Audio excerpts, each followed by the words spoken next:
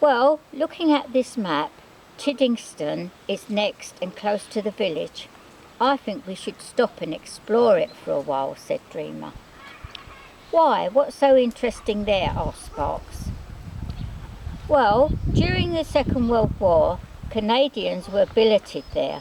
The village belongs to the National Trust. They say it's the best example of a Tudor village left in England. Perfectly preserved buildings, and filming has been done there for historic programs. Then there's the Chidding Stone. That's surrounded in folklore.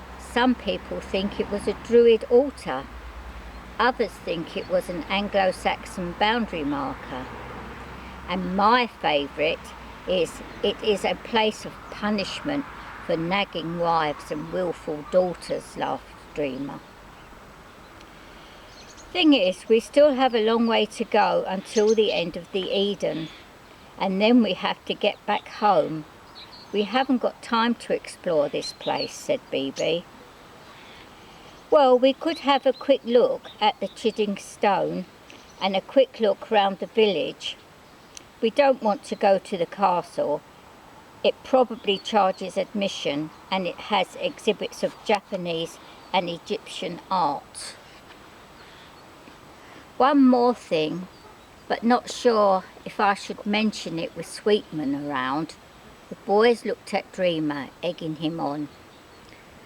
OK, in the early 1800s, this bloke, Henry Stratfield, demolished the manor house that stood in the high street, and the castle was built in its place. Then he blocked the road so villagers couldn't go on his land, said Dreamer. That's typical upper-class mentality, said Sweetman. That's it. Now you've started him off again. We should allow ourselves half an hour in the village. If it's interesting, we can always come back another time. But, as far as I am concerned, the Gratitude should complete her maiden voyage, said BB. Aren't your parents well off, Sweetman? Asked Nipper. My parents are comfortable, but they work hard 6 days a week. They weren't given anything or stole it from anyone, said Sweetman. Now anchored up, the boys explored the village, wandering round the small cobbled streets. Then they made their way to the Chidding Stone.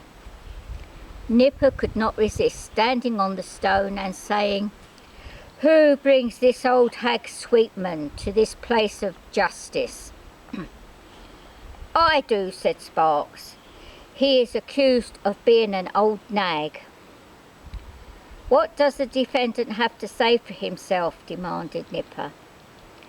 Sweetman went to say something, and Nipper said, "You are out of order. Cut out his tongue."